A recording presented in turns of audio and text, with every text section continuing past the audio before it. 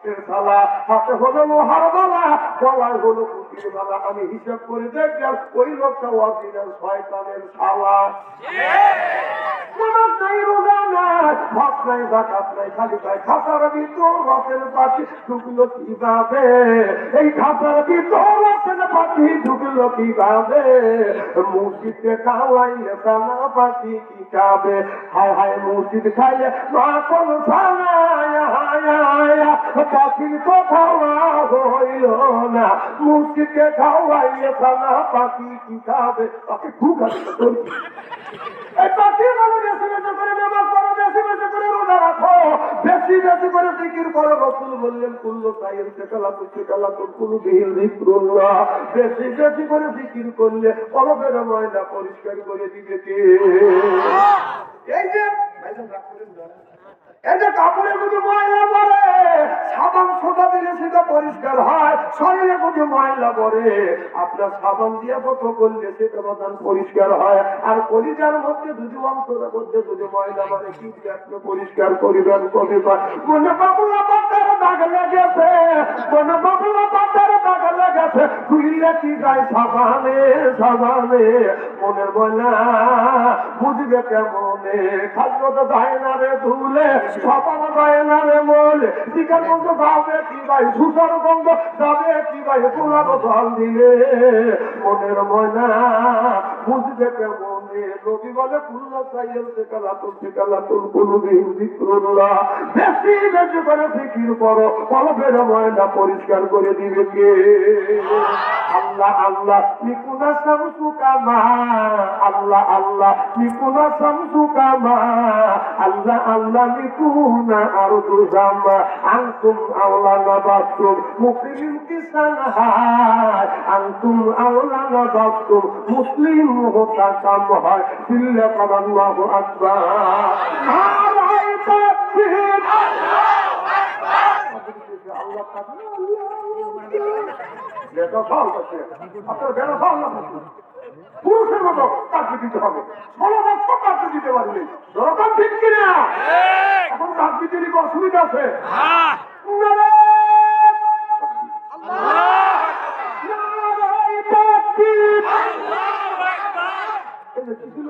দিলেন না বড় আগে এই দিনে প্যারালাইসিস হয়েছে, মানুষের ভয় প্যারালাইসিস ধরে তখন আল্লাহ নাম দোষী বলে যায় না, তখন তারা বাবা আল্লাহ নাম না পারি না বাবা, তখন পাবো না, তখন কি বাধা পাইলে এগুলি তো শিক্ষা আমরা নেই রে, ধরবেন ঠিক কিনা? এখন তো ঠিক করেনি, খুব খারাপ লাগতেছে নাকি? এটা শুরু হয় গেল ইনশাআল্লাহ। আমি 4 ঘন্টা রোজ 2 ঘন্টা করে শেষ করে দেবো ইনশাআল্লাহ।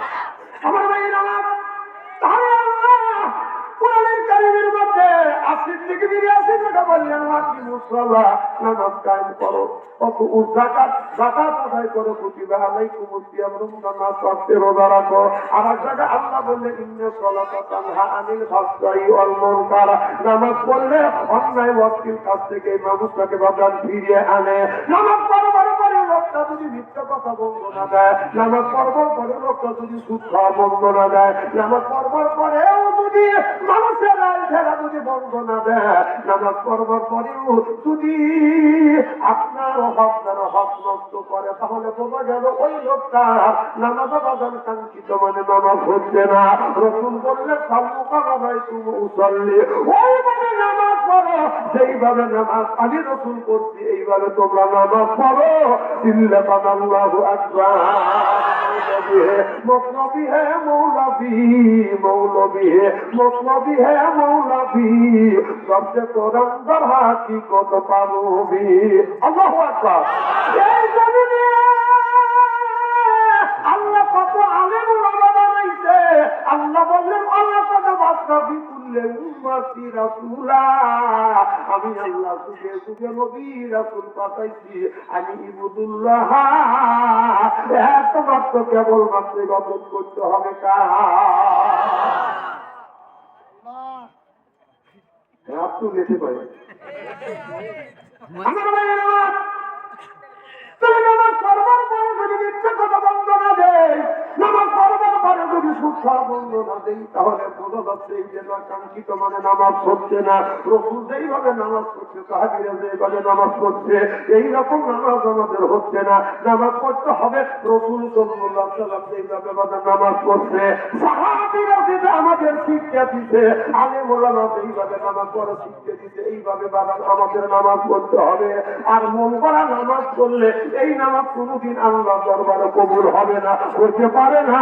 চিল্লা পাচ্ছি কিনা মৌলবী হে মৌলবী হে মৌলবী রব্বে কোরআন বাহাতি কোন পারবি।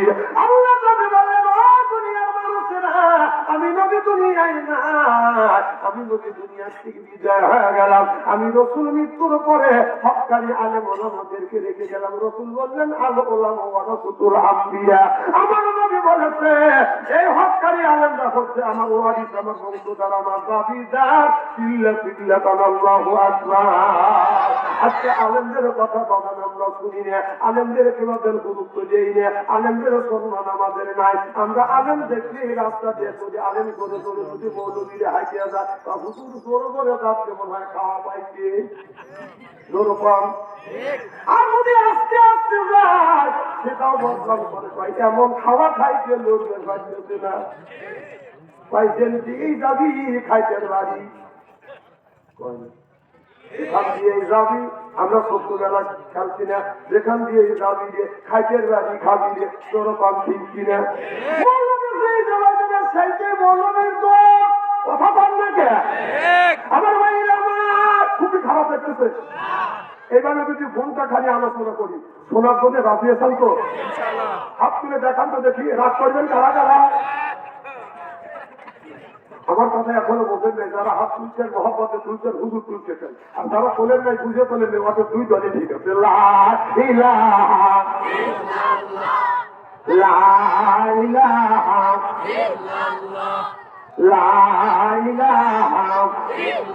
এই কারণে মারা পান্ড বেলা আকাশে লাগবে মরণ বেলা, এই পানে মার রৌশনীতে কবর হবে তোমার উজালা। ইলাহা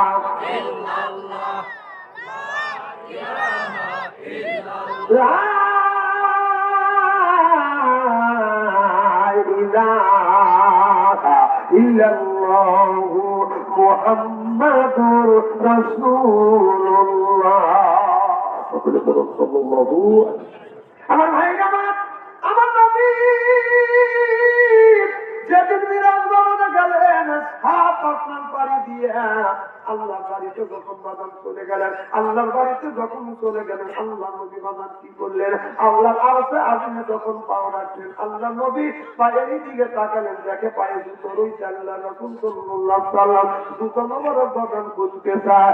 আল্লাহ বলে, বন্ধু রে জুতা খুলেন না, আপনার জুতার গুলি পাইয়া আমার আরশে আজিম ধন্য হয়ে যাবে।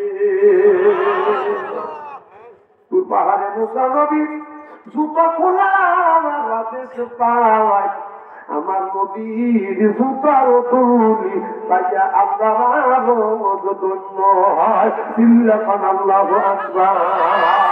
আমার ভাইয়ের আমার আল্লাহ নবী যখন আমার বাড়িতে গেলে, আল্লাহ বলেন, বন্ধু রে আত্মগুলি আত্মবাড়িতে আছে, আত্মবাদান আত্মবাড়ি, কুটুম যদি কুটুম বাড়ি আছে, মেহমান যদি মেহমানের বাড়িতে আছে, তাহলে মেহমান আপনার কিছু বেতন বিতন নিয়ে আছে, উপদুকুম নিয়ে আছে।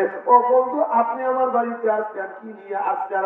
যাওয়ার সাথে সাথে আল্লাহ রাসূলকে বাগান বসতে দিলেন। ও বাগান, আমাদের বাড়িতে যদি আসে বাগান মেহমান, মেহমানকে পাইলে আমরা করি বাগান আদর, পাইলে দেখি বাগান বিদেশে আদর। মেহমান মনে করে হাই রে আমার কদর, এরপরে আনে বাগান খানা, একটাও তো ডাক না ছাড়া না। খাবারের পরে দেয় বাগান দই, খায়া তো বাগান হইচই, তারপরে খায় পেপসি কোকো কোলা, খায়া তো মনের মধ্যে দেয় দোলা, তারপরে খায় একটা পান, খায়া তো আছে মনের মধ্যে গুনগুনো গান, তারপরে খাই একটা হাকিম পুরি জর্দা, শরীরটার গানিয়া যায় পূজায় আমি বড় মর্দা।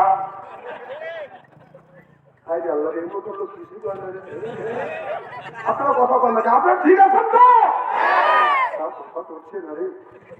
আল্লাহ যারা কথা বলতেছে না ওদের দিন হিসেবে ভেসতে দিও, আমিন কর। ওনারা ভাবতেছে ভেসতে গেছি, বেহেশতে যাওয়ার মালিক আমি না আল্লাহ? এত মানলেই বেহেশতে পাইতে চান?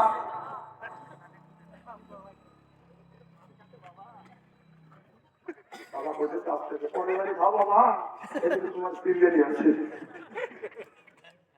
কথা বলতে বললাম শেষ মাথা পাচ্ছে দুটো কথা। আমার ভাই আমার আপনি আমার বাড়িতে আসছেন, কি নিয়ে আসছেন?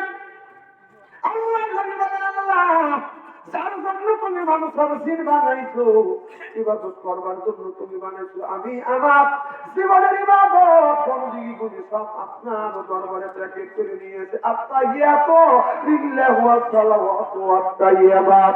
আল্লাহ গো, আমার ইবাদত আমার বন্দেগী সব আমি আপনার কাছে পেশ করলাম। আল্লাহু আকবার। এবার জিবরাইল আলাইহিস সালামকে বলল, বন্ধু হে জিবরাইল, আমার বন্ধু আমার বাড়িতে আসছে। ও বন্ধু, আপনি আমার বাসায় আসছেন, আমার বাড়িতে আসছেন। আমি আল্লাহ ওয়াদা দিয়েছি, ইন্নাল্লাহা ওয়াদাকুম ওয়াদাল হক। আমি যে বান্দাকে কি কি দিব, কেমন জান্নাত দিব, আপনি একটু খুঁজে বেরিয়ে দেখে আসেন। আল্লাহ নবীকে জাহান্নামে দেখালেন, বাদাম জান্নাত দেখালেন। আল্লাহ নবী জান্নাত দেখতে দেখতে লক্ষ্য করে দেখে বিশাল বড়, এত বড় একটা বিশাল জান্নাত। এই জান্নাতটা এত বড়। হযরতে জিবরাইল আলাইহিস সালাম আমার নবী কাছে ছিলেন। আমার নবী বলেন, হে জিবরাইল, আমি একটা জান্নাত দেখলাম, একটা দেশের মতো দেশ, একটা প্রদেশের মতো প্রদেশ। হে জিবরাইল, আর একটা জান্নাত দেখি, এই জান্নাতে সব টাকা যায় না, এই জান্নাত টাকার। আল্লাহ নবী যখন বললেন, জিবরাইল আলাইহিস সালাম বলে, ইয়া রাসূলুল্লাহ, ইয়া হাবিবাল্লাহ, আপনি জান্নাতের দরজার সাথে লক্ষ্য করে দেখেন কি লেখা আছে। আল্লাহ নবী তাকিয়ে দেখে এই জান্নাতে লেখা রয়েছে আপনার হযরতে খাদিজাতুল কুবরা রাদিয়াল্লাহু তাআলা আনহার জান্নাত। সুবহানাল্লাহ।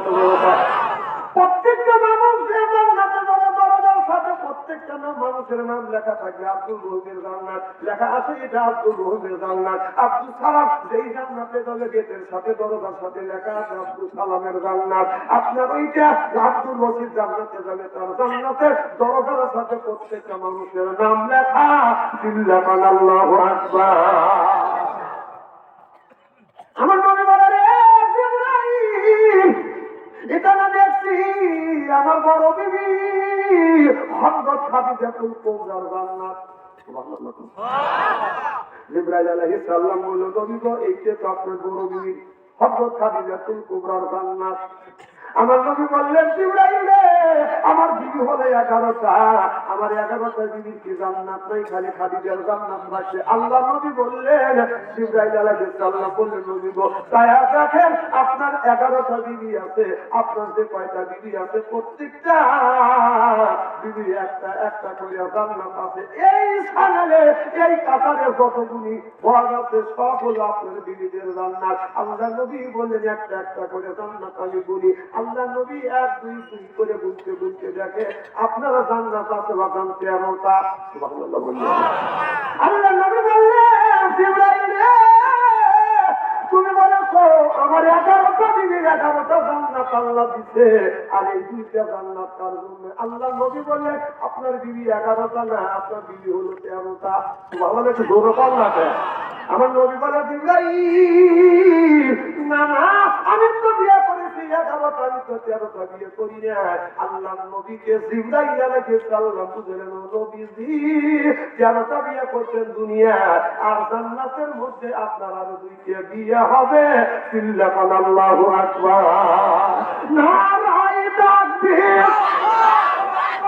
খুব খারাপ লাগতেছে কি ভাই? হ্যাঁ,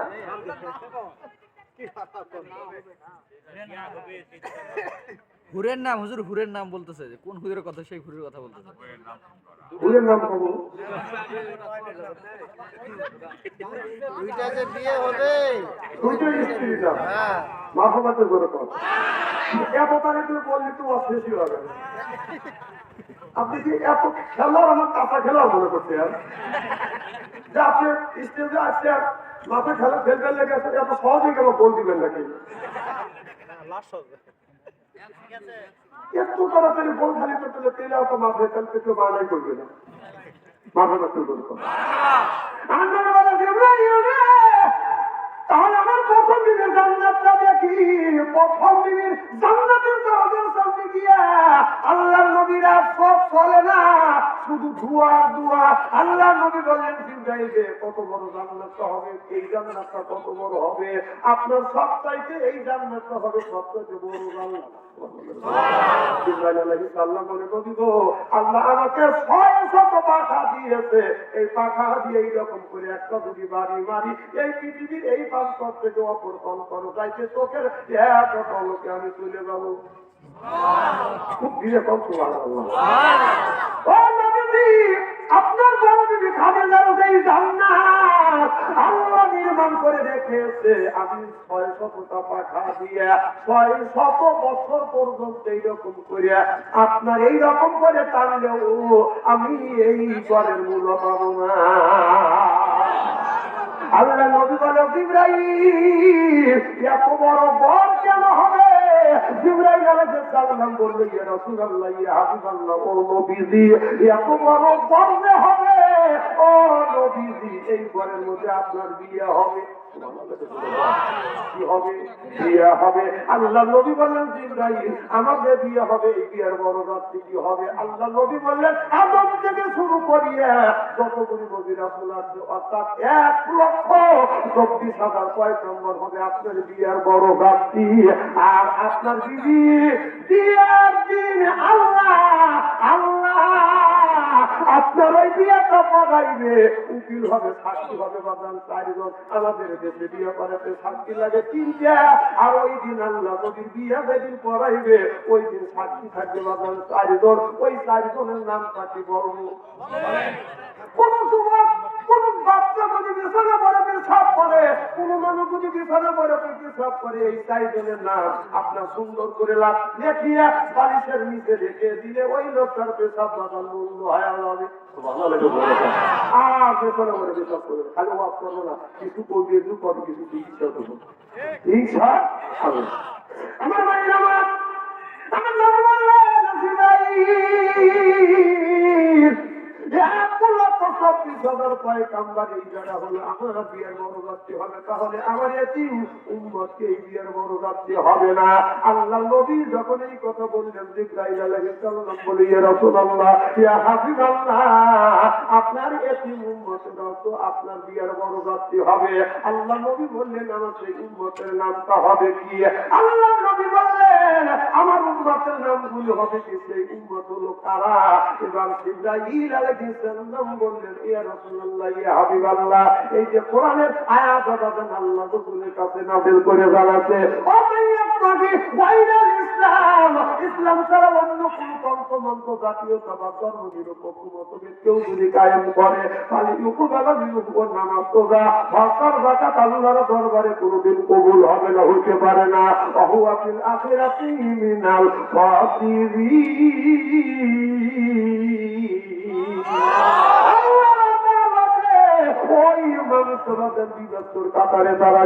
যারা আল্লাহ নিয়ম নীতি, আল্লাহর বিধিবিধান মানে না, নবীর তরে কোনো কাজ চলে না, এই জীবনটা মানুষের তৈরি করা নিয়ম নীতি দিয়ে এই জীবনটা তারা পরিচালনা করে, তারা কোনোদিন আল্লাহর জান্নাতে যাইতে পারবে না, আর যাইতে তো পারবেও না।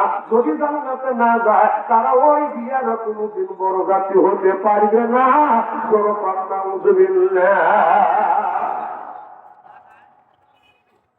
আমার ভাইয়ের আমার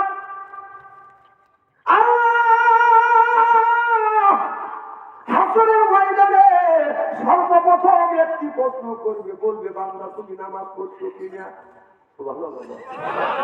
আপনি নামাজ প্রশ্ন করবে, বান্দা তোমার জীবনটা এই আমার কোরআন দিয়া রাসূলের সুন্নাত অনুযায়ী চালাচ্ছ কিনা? অর্থাৎ 1 নম্বর প্রশ্ন করবে তুমি নামাজ পড়ছো কিনা, আর 2 নম্বর প্রশ্ন করবে তুমি দিনের জন্য কি কাজ করেছো। 2 নম্বর এই প্রশ্ন করবে। আল্লাহ আপনার হাকিম হবে, নবী আমার উকিল হবে, আমরা হব আসামি। বিচার করবে কে? উকিল হবে কে? আমার নবী আর আমরা হবো বাজান আসামি। আল্লাহ আমার মুক্তার, আল্লাহ আমার বারেসার, আখিরাতের আদালতে নবী আমায় করবেন পাপ। আমি পাপী নবী জাবিন্দার, বলুন আমি পাপী নবী জাবিন্দার, আমি পাপী নবী জাবিন্দার, আমি পাপী আর আমার মৃত্যু হবে বাদাম জাবিন্দার। আল্লাহ আর আল্লাহ বিচার করে দি আহকামিল হাকিমি। আল্লাহ বিচার কিয়ামতের ময়দানে আল্লাহ এই মানুষের ভালো মন্দ বিচার করবে। বিচার করে কাউরে জাহান্নামে দিবে, কাউরে জান্নাতে দিবে। আর জান্নাতবাসীদেরকে বলবে, ও জান্নাতবাসীরা আমি আল্লাহ যে বিচার করছি বিচারটাকে সঠিক হয়েছে। জান্নাতবাসীরা বলবে আল্লাহ সঠিক হয়েছে। জাহান্নামের দিকে যখন জাহান্নামে পাঠাইবে, এবার বলবে জাহান্নামবাসীরা বলো আমি যে বিচার করছি এটাকে সঠিক হয়েছে। জাহান্নামে যাবো, তারপরে স্বীকার করবে আল্লাহ তোমার বিচারটা হলো সঠিক, কারণ তুমি হলো হাকামিল হাকিমি। উত্তম বিচারককে আমার ভাইরা আমার আল্লাহ বিচার করবে। আর নবী উকিল হবে, আমরা হব আসামি। আর আমরা আসামি হয়ে আল্লাহর আদালতে কাজ করে যখন দাঁড়াবো, তখন আল্লাহ বলবে বন্ধু বিচার শুরু হয়ে গেছে, আপনার উম্মতের আমলনামা বলে নিয়ে আসেন। আপনি যে উম্মতের পক্ষে উত্তীর্ণ হয়েছেন, আপনি এই যে টাকা সিয়ারা টাকা খারাপ লাগে, কেন ওই যে টাকা আসা ওদের সিয়ারা আমার সাথে ভালো লাগে। সেই যে মানুষকে সেই রকম মানুষ দেখি আমি বারবার বলতেছি, একটা আলমের চেহারার দিকে তাড়াতাড়ি ছবিটা গুলো মাফ করে দিই। আমি এই অবস্থা একদিন করছি, একদিন তো আপনার দিকে তাকাবো, আমরা সাই দিয়ে কাইয়ের কাজ দিয়ে আলো যদি আলো হই, এটাকে আমার করতে হবে তারপর আল্লাহ আল্লাহ পৌঁছাচ্ছে আন্দাজে এক কথা পায়। আল্লাহ এইভাবে আমাকে পছন্দ করছে, আল্লাহকে দরকার যা আল্লাহ যার পথে যতটুকু সন্তুষ্ট আছে তার চেয়ারে ততটুকু দিয়েই সন্তুষ্ট থাকতে হবে। আল্লাহকে দরকার আপনারা হক করে আল্লাহ পৌঁছে আমার ভাই নামাজ কি জন্য বলতেছিলাম?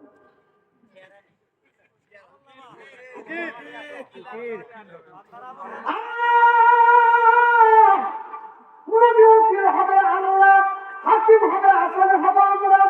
প্রথম নম্বর আমাদের আমলনামাগুলি আল্লাহর নবীর কাছে কেরামিন কাতিবিন ফেরেশতাদের লিখতে কথা বলতেছে আমরা ইন্না হাফিজিনা কিরামান কাতিবিনা ইয়ালামু মা লা তাফালুন।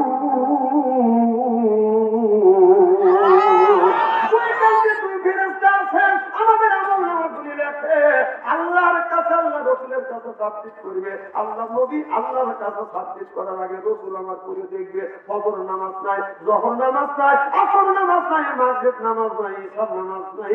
আল্লাহর নবী উম্মতের মুখের দিকে তাকিয়ে বলে, কি রে উম্মত, এইটা আল্লাহর কাছে কেমন করে আমি সাবমিট করবো, কেমন করে আল্লাহর কাছে এই আমলনামাটা দিব?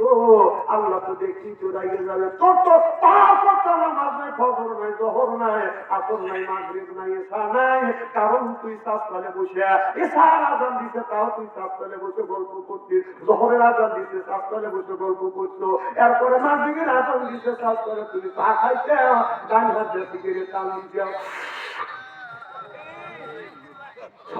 সব লেখা থাকবে। সব আজানের ধ্বনি হয় মাগরিবের সময়, আর আপনি মাঝে চা খানা ডান হাতে বিড়ি টান দেন ভাবছেন যে তারা নামাজ পড়তে যাচ্ছে, ওরাই পড়ছে, আর তুমি সিটে বসে রয়েছে। অত বোঝো না, সব কিছু ধরা পড়ে দেবে কার কাছে? আল্লাহর কাছে। আমার ভাইরা অনেক যুবক আসরের মাগরিবের যখন আযান দেয়, যুবকেরা নামাজ পড়তে যায় না, ওরা ফেসবুকের মধ্যে কত লিপ্ত থাকে, কোনো পান্তিক কিনে এই ফেসবুক আর মোবাইল আছে এই দেশটা বাটা নষ্ট করলো। কম্পিউটারে যাওয়া মোবাইলের মেলা, এখন আর চিঠি লেখা লাগে না। কথা বল না ওখানে সারা রাত জাগিয়া ফোনে কথা বলিয়া লেখা পড়াইয়া ছেলের ভালো লাগে না, লেখা পড়া ভালো লাগে না। মোবাইল ফোন আসিল কি দোলা লাগিল ভগবের ঘুম তো পোলার পাইল না পেটে বাজে যাই থাক পরনে নাই থাক পেটে বাজে যাই থাক পরনে নাই থাক মোবাইল ছাড়া পোলা চলে না মোবাইল ছাড়া পোলা চলে না মোবাইল ফোন আসিল কি দোলা লাগিল ভগবের ঘুম তো পোলার পাইল না বলুন ঠিক কিনা রসুল 1450 বছর আগে আল্লাহ নবী বলে দেখি আর করে বিদ্যে উঠে যাবে অবস্থিত হবে সেই অবস্থায় বাংলার জমিন হয়ে গেছে আপনার ছেলের বয়স হলো 10 বছর তার হাতে তুলে দিচ্ছেন স্ক্রিন টাচ মোবাইল মেয়ের হাতে হলো মেয়ের বয়স হলো 12 বছর তার হাতে তুলে দিচ্ছেন আপনি স্ক্রিন টাচ মোবাইল ফোন আপনার দুইটা ছেলের হাতে স্ক্রিন টাচ ফোন দিচ্ছেন আপনার ছেলের বয়স হলো 12 বছর 10 বছর তার হাতে স্ক্রিন টাচ মোবাইল দিয়ে আপনি মসজিদের আগের কাতারে যায় আল্লাহর কাছে বেড়াইতেছেন আর কাঁদতেছেন করে দেওয়া তোর ভেবাদের 5 পয়সা দাম নয় কথা বল না কেন তোর নামাজ তোর হাত তোর লাগা সব চলে গেছে তোর ছেলের আর তোর মেয়ের ওই যে স্ক্রিনটা মোবাইলের ভিতরে অর্থাৎ হিস্টেরি করে ফিরে দেবো ওখানে আসবো এক 6 দিনা আমি ওয়াজনা করে ফোন থেকে কি হবে 6 ওয়াজনা করে কি হবে কিন্তু হক কথা বলার জন্য আসছি এটা আমি বলেই যাবো কারণ জাকারিয়া আলাইহিস সালামকে দাওয়াত দিচ্ছে জাকারিয়া নবী গাছের মধ্যে ঢুকছে